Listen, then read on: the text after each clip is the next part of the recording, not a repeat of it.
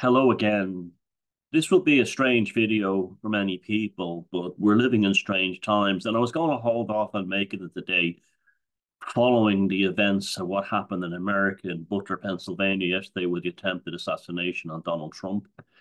And I'm still gathering data about human behavior surrounding that. But I want to get this out there now because I think this is a pivotal point where it can actually help people gain an understanding. It helps me gain understanding. Now, I was talking to two friends yesterday.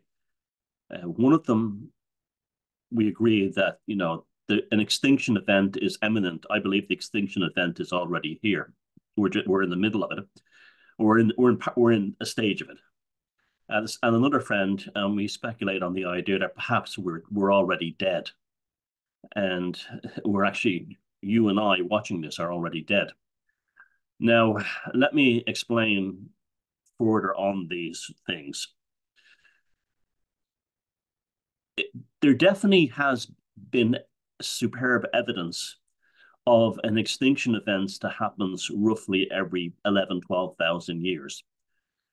But the thing is, the particularities of this extinction event is not really fully understood. There's lots of tremendous theories out there, from asteroids to comets and so on, the poles flipping, all kinds of other things. I think that's the poles, and the magnetic pole part is actually very vital to all this. And we're at the end of a 12,000, 11,000 year cycle. In other words, the extinction event is here. We're here now. It's not coming. This is not woe is, the end is near kind of thing. We're already here. We're in the extinction event. And there's lots to clarify this and to bring this to light. Now, because these extinction events seem to be very much connected to the orbital structure of the Earth, its magnetic fields, and its orbital trajectory around the sun, as well as its spherical shape and that so on, and how that relates to everything from the nervous system and onto the cosmology above us.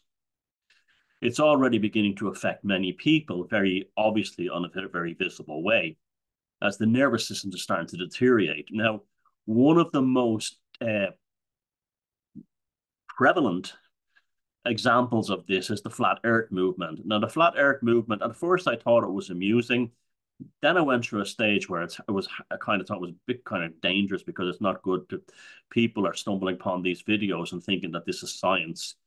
And then I said it was kind of harmless. And then I met some flat earthers, and most of them seem to be okay people. But now, in terms of my own work into things like the psychic weather and Renfielding and so on, I believe that the flat earthers are actually they're not the only group, by the way. They're actually Renfielding the end of the turbulence of this extinction event. Now, how they're doing that is, this extinction event is definitely related to the orbital change in the Earth. Now, whether that means the Earth flips upside down or 90 degrees, or as some people have speculated, crustal displacement, reversed poles in terms of magnetism, which actually does happen. We can totally confirm that one. The effects, or even the condition or the location of the Earth, we're in the elliptical. So you have the sun here and the Earth here, right? We may be going down, or we may be going up on the elliptic. All of these would have catastrophic effects upon this planet. And they would change everything from bird migrations to the skies, to everything. But they would be affected in human beings in very interesting ways. As the extinction event would be coming, the way in the past our ancestors conveyed forces they couldn't understand, whether you were natural or supernatural, or quantum or magical, whatever, or geological, they would convey them in allegory, metaphor. So, like Velikovsky talks about, the ancient stories of the stars dancing in the skies and this kind of thing. You have the story of, say, like in my book, The Druid Code, I spoke about the Black Pig tsunami that happened on this part of Ireland and devastated the north of Ireland. They didn't understand, tectonic plates and undersea earthquakes or whatever.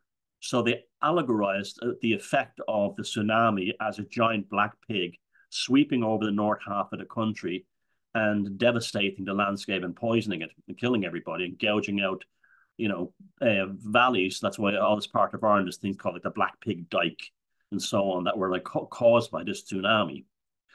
That still goes on in our consciousness just because we see ourselves as, post enlightenment, highly educated, thinking beings. These things still happen, but they happen in a foreshadowing way.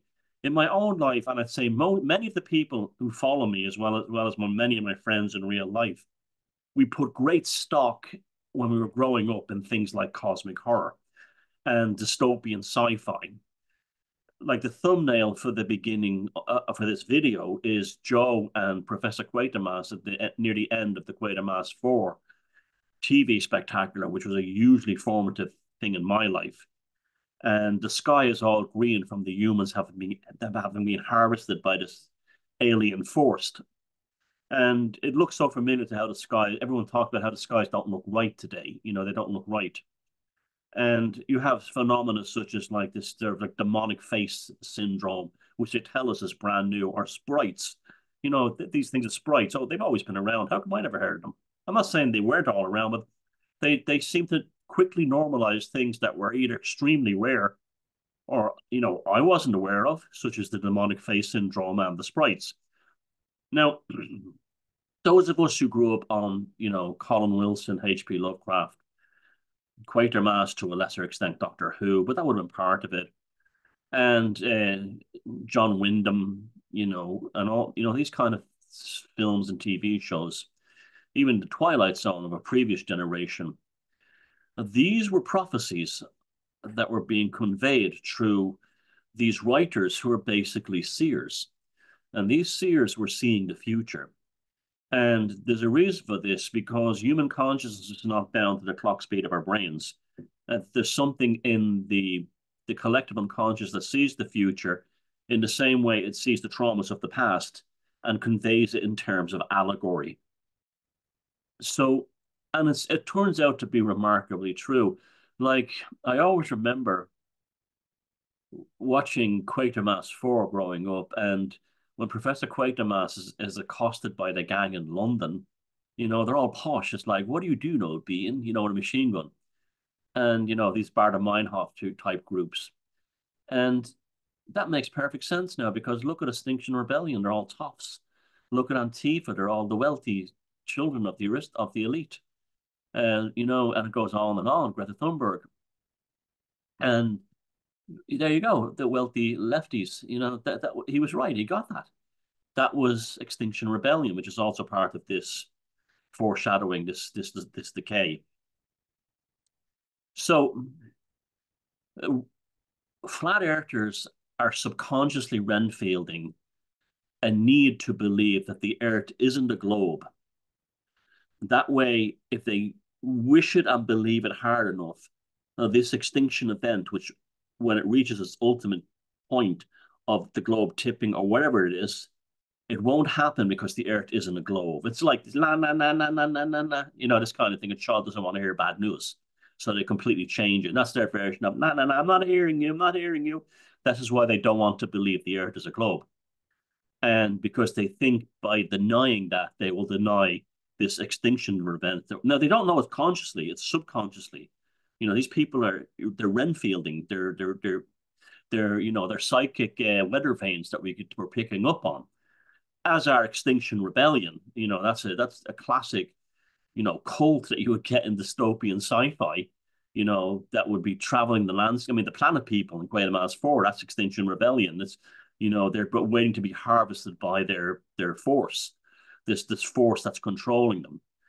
And now, what's interesting about this 12,000 year or so cycle is that it's a sine wave, right? Like anything in nature, there's no digital. There's a sine wave. There's an amplitude, and there's the cycles on the frequency. Okay, and to add, and this is also why they've suddenly gone after Graham Hancock, because Graham Hancock is producing lots of evidence to prove that this cycle is happening.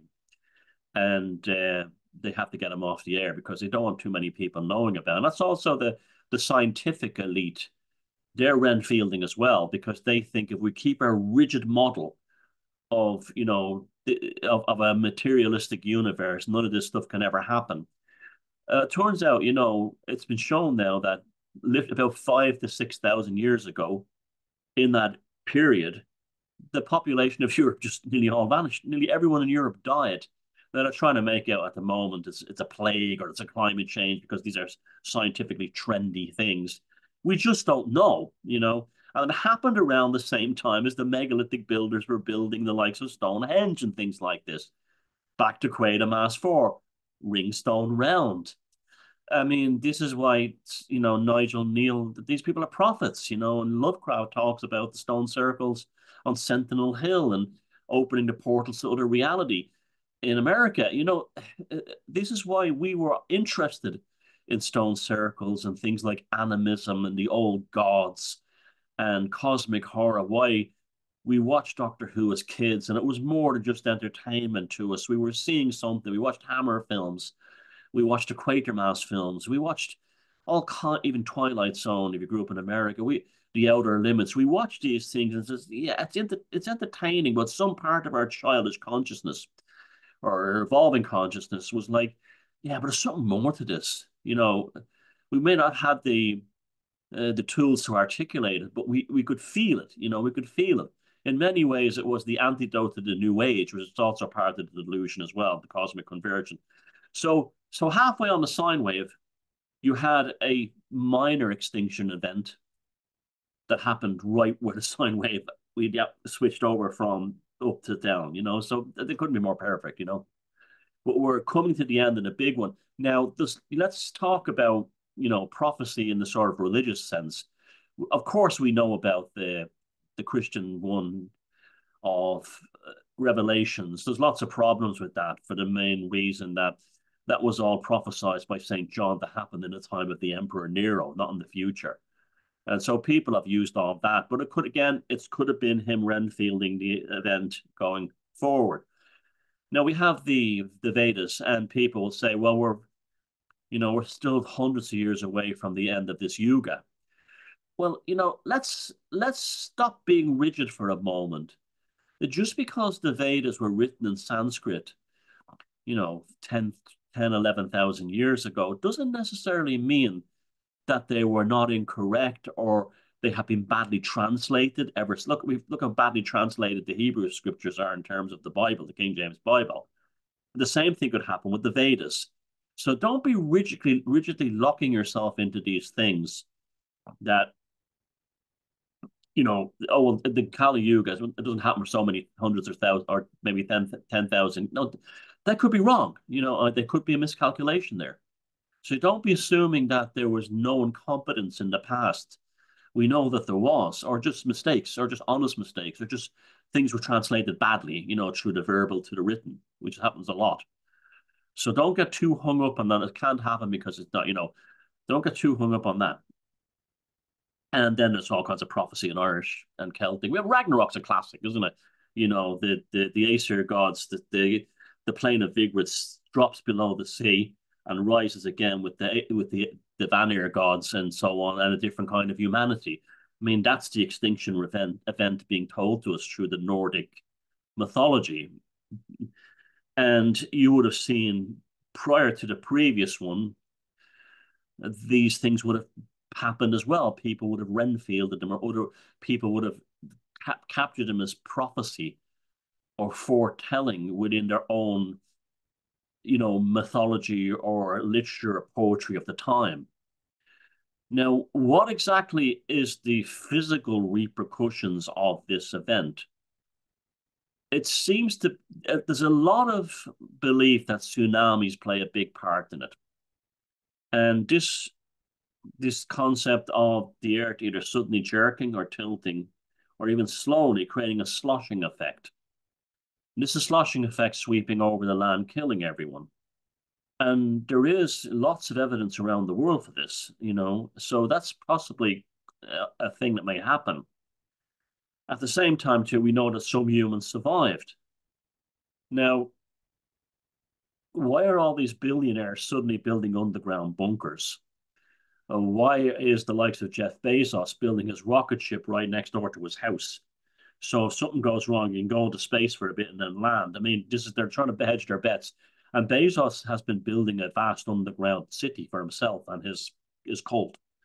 Same thing has been happening. We know that Zuckerberg and the rest of them have been building, and these are the only ones. These are the ones we know about.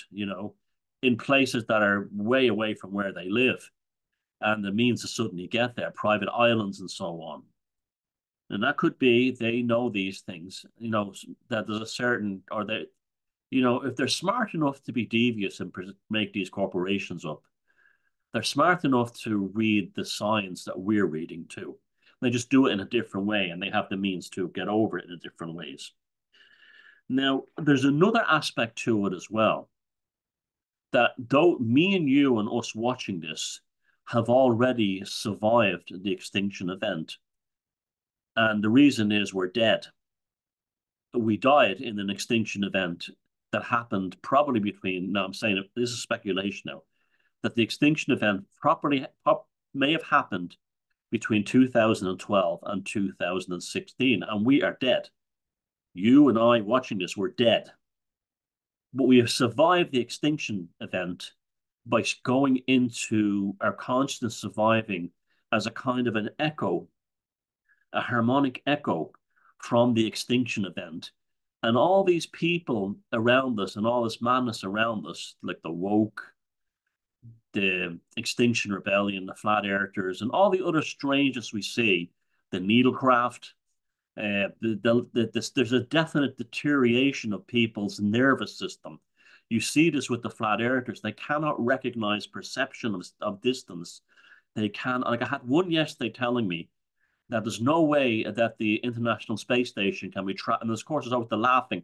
The laughing emoji is a great symbol of their cognitive decay. Like these things, the crazy in the street going, ha ha ha. That's what their laughing emojis are when you poise them with a question against their belief. And he said, "Have you ever been to an air show and an F-16 flies by you? You nearly have whiplash. Are you trying to tell me that the ISS is traveling at 18,000 miles an hour?" And I had to stop for a second, and I goes, "This man who has a kid and a wife, I looked at his Facebook page, has no concept of spatial distance."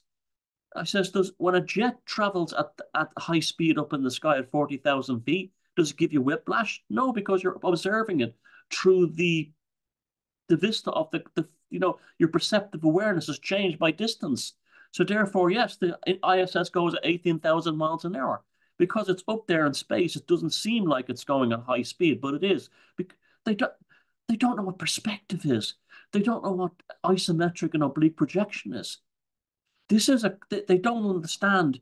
The famous thing on Father Ted, which may have been Renfield, and considering the writer Graham Linehan now is now kind of like one of us in his own kind of way, had showed that like when Father Ted goes to Dougal with the little toy cows, these are small. Them ones out there are far away. This has actually happened with the flat earthers. That this is a nervous system breaking down issue, that they're no longer be able to do spatial awareness. And this is why the roads are so dangerous. And there's so many videos of people walking on the trains and they don't even know they're there. And this kind of thing. There's a definite, the nervous system, they may be the dead. Okay, we're dead too. But they're dissipating out of our reality as they're becoming kind of phantoms and they're becoming ghosts. And so we may have all died in this cataclysmic event in, say, sometime between 2012 and 2018, roughly in that period, right? This would explain things like the Mandela effects. We're already in a different reality. So we're like the Cthulhu thing, dead but dreaming, And that's another thing, Dr. Neil Rushton, my friend, that's the title of his book. And we're dead but dreaming. We are dead, but we are dreaming, where others are just dead and not dreaming because they dissipated or are dissipating out of this reality. And so this is the thing. There's an extinction event. It's not coming. It's not on the horizon. It's here now. It may have already happened and we may be dead, but we're existing as some kind of consciousness, sympathetic resonance that has survived afterwards. And this is generating the sine wave that begins the new reality with us in it. So we're basically the ones who can, the ones who know there's something wrong with the world at this, and who grew up on the Quatermass and the Colin Wilsons and all this stuff. We were given the toolkits by these prophets, and that's what they were, to harmonically survive the extinction event. Because that's why all during the Rona, I kept thinking, why do I get this impression of an asteroid or something has happened, and they're not telling us, you know? And the Rona, that's another thing. Whoever would have thought something like that? That would have that's taken that's all that could be, between, that could be a way that our perception is removing them, through the needlecraft. So we're all aware now that the needlecraft is wiping so many of them out. Okay, and this could also be like a rationalization on the collective consciousness of our level. Oh, that's how they all vanished. So we don't go through the shock of having to accept that we're dead and we're now being vibrated back into a new reality. And this, as the wave function has collapsed and a new one is beginning. And this, the ones who are violently against this, whether they be born again Christians, and that's why there's a big crossover between born again Christianity and the flat earthers, Extinction Rebellion, the woke, the crazies that support, they're suddenly mad for war in the East, you know, that suddenly that the so-called liberals have fallen in love with war, this is how they're vibrating out of our reality. They're gone, they're dead too, but we couldn't, our human consciousness couldn't suddenly wake us up in a world where everyone was gone. So what it does is it dissipates through the sort of quantum fluctuation. It collapses the wave function of the old reality in ways that we can understand it as we vibrate into the new reality of the sine wave rising up again. And in such a way, oh well, they all died in the war in Ukraine. Oh, they all died of the needlecraft. Oh, they just they died. Whatever. They vanished. And this is why so many of us are staying indoors and don't want to be out with people, because I think there's a danger if you're connected to many of these. This is why so many people have stopped dealing with their families and everything. They're the survivors who, there's the famous story that the ones who survived the Titanic were the ones who told the stewards to go fuck themselves and says, I'm getting in that lifeboat no matter what. Well, the ones who died were the ones who queued orderly and says, oh, we'll be given instructions shortly, my dear. And they went down with the ship that's why so many working class people survived the Titanic, is that they realized it was bullshit because of their street smarts, just like why so many working class people saw through the Rona, the street smarts, and they're just the educated, and the middle class ones didn't. They ended up following the rules into their oblivion. We said screw that lifeboat is being lowered down and it's half empty, and we jumped over into it. And he goes, you have no honor, sir. No, I fuck your honor. It's the same things like you didn't get the needlecraft, therefore you're killing grannies. You see how we have to be careful who we associate with now, because they may dissipate us out with that reality too. We have to be kind of almost, the word is, you know, ex exclusive of who we hang around with and who we deal with, because they can drag you down, literally back. And our job now is we survived as dead people. A word dead, what is dead? There's entropy, there's end of life, but there's the consciousness doesn't end. So we're kind of like the ghosts that are dreaming ourselves into a new existence, having survived an extinction event that happened about maybe 8 years ago.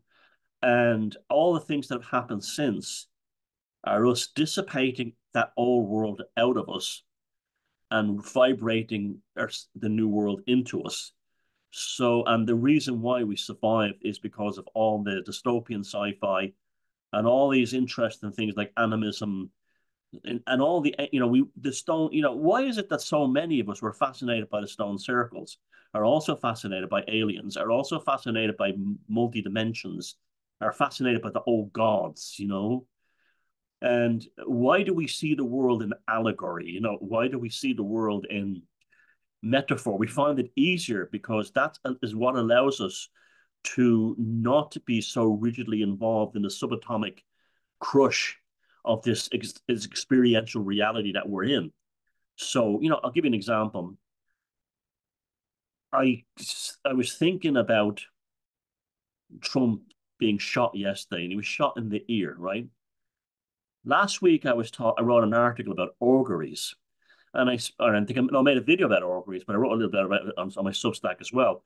And I specifically mentioned how Mark Antony is the was the chief augur in Rome in charge of the auguries. Okay.